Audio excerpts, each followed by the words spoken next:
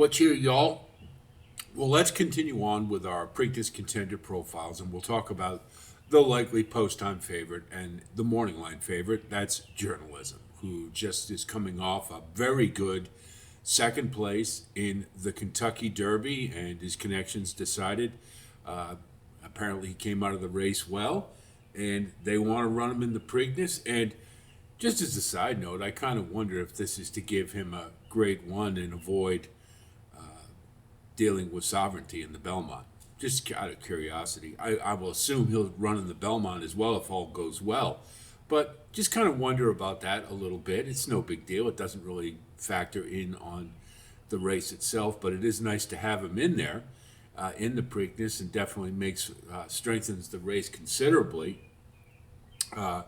with the addition of Sandman as well. I mean, now it's a pretty good field. Otherwise, I tell you what, it was looking kind of like the Pimlico Special or an ungraded stakes of some kind. But anyway, we see the connections. We know Mike McCarthy, Umberto Rispoli, who I thought gave a very good ride in the Derby, and we all know what he's done so far. This is kind of old hat. We're standing on ceremony. We want to cover all the contenders. We'll look at the pedigree. No problems at all. Curlin on top. Uncle Mo Dam on the bottom, and we know he can get the mile and a quarter, so a mile and 3/16 shouldn't be an issue whatsoever. You see the genetic strength value score is one of the highest. That shouldn't be a big surprise being out of Curlin. And you see the conduit mare profile favors stamina, and we know he has it, so no complaints there whatsoever. Now, we'll take a look at the running lines, and one thing that, the thing that I really liked about Journalism is look at that progression, right? The 84, 95, 99, 104, 108, and then the Derby runs a 102. It's a longer distance, and it's not a big surprise that it's lower than he ran at a mile and an eighth, but it was a culmination of what is great progression. It's just outstanding. You love to see this in 2 and 3-year-olds. You look at the class rating, 114, 118, 120, 121, 122, culminating with a 124 in the Derby. And interestingly enough, and the other thing is, look at the race ratings. Aside from the debut at 6 furlongs, all of them around 2 turns, 113, 117, 118, 119, and the Derby rated 118. So, what can you say? I mean, it's just, everything points to this horse as the likely winner of the Preakness. It's very hard to find anything to knock. He is clearly the best horse in the race. I have only two things, perhaps, that we want to think about to give us a little bit of reservation. And we're going to look at the first take here, and you see the positives. Obviously, he's faster than every other horse. He's classier than every other horse. He's run in the highest rated races, and he's been either won or finished second, so he's effective. And interestingly enough, he's more experienced than quite a few of the runners in here. So he's saltier, and he's not shackled with any thoughts of greenness or inexperience or moving on to a bigger stage.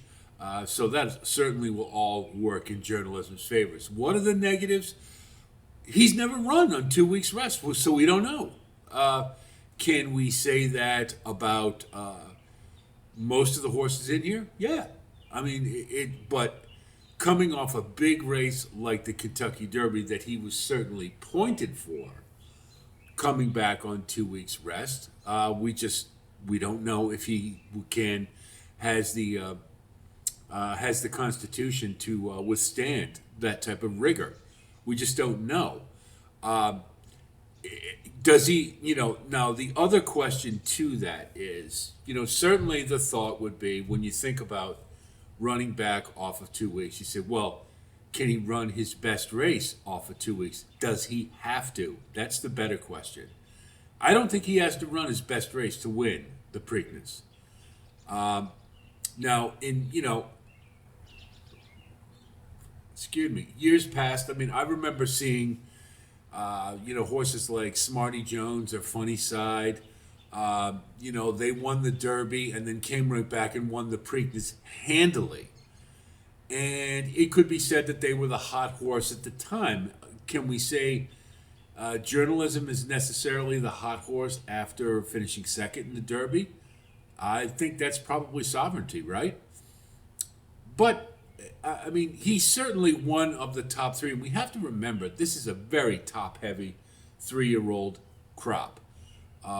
There's at the two-turn level, there's basically the top three from the Derby and everybody else, and that was really borne out by the way the Derby was run, where Final Gambit we knew was going to close like a freight train, and a turf horse getting onto the mud, that often happens. I remember Patio Prado was a turf horse who ran in the Derby in the mud and finished third.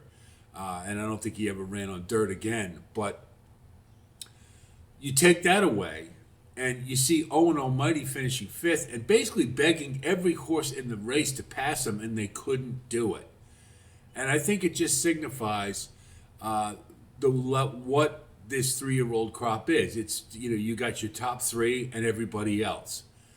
Now, granted, Rodriguez or Grand didn't run, and maybe that we can put them in the upper echelon. We just don't know yet. We're not going to see Rodriguez in the Preakness, which I would have been very excited to see. But we've got basically, our top three, and journalism is one of them. And if you were have to, is he 1, 2, or 3? Well, I don't know if I'd want to rank the three of them, but I'd say he's one of the top three. Let's put it that way. And that certainly puts him at the head of the class here.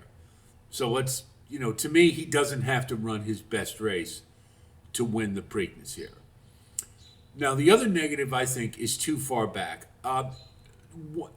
We have seen journalism has been a horse who's about a mid-pack stalker. He's going to be the way he doesn't necessarily break poorly, but he breaks slowly, let's say. He's not quite as quick out of the gate as some of the others. He certainly doesn't have to be because he's faster than everybody in here. But tactically, if the track is speed favoring, he is at a bit of a disadvantage. Moreover, one of the things that I see is that when you throw Rodriguez out of this race, that to me, I'm pretty sure Clever Again is going to get the lead all to himself. I know goal oriented as the rail, but it's going to be those two with American Promise up there. I mean, if Clever Again doesn't get the lead, I mean, maybe he won't because goal oriented has the rail. I don't know that he needs it. I think he just won his last race on the front end because he's a really good horse. That's my take on Clever Again. If the track is speed favoring, and we have seen this with Pimlico on Preakness Day, be a little speed favoring, maybe it won't. I think it's going to be Clever Again, but if it's not, and these horses get confident on the front end, I don't expect the pace to be hot. I expect it to be about what it was in the Derby, a little bit above average. And because, let's be honest, I mean, goal-oriented can't wing it and win the Preakness, nor can Clever Again, nor can American Promise. None of them can. And if they're all three of them up at the front with River Thames behind them, the pace is likely not going to be fast. They're just going to kind of play chicken with each other and wait for one of them to make a move or wait for one of them to flinch. So the point being is that positionally, journalism may be a little far back, and if there's a little something off, not much, but if there's a little something off the fastball from the Kentucky Derby, that does make him a little bit vulnerable. Can he overcome that? Absolutely. He is the fastest horse in this race. And we know that, our big question about the Derby was, could he handle a field of 20 or 19, whatever? Handle that no problem. And there was no worries whatsoever. Even had a little bit of trouble early and was able to overcome it because he's a bully out there. He just, he's just going to get to where he wants to get to. He's got that alpha male that Curlin was. And so, is it a big concern? No. Is it a concern? Yes. And I think that's the way to look at it. It doesn't dissuade me, and it shouldn't dissuade anybody who likes journalism in this race to win it. I think he's clearly the horse to beat. I don't think there's any doubt about that. I think you'd agree with me on that. It's just, we'll just see. I mean, it's a horse race. There's 9 horses. It's not as big as a field of 20, but there are things that can happen. You just never know. But we could say that about any race at any time.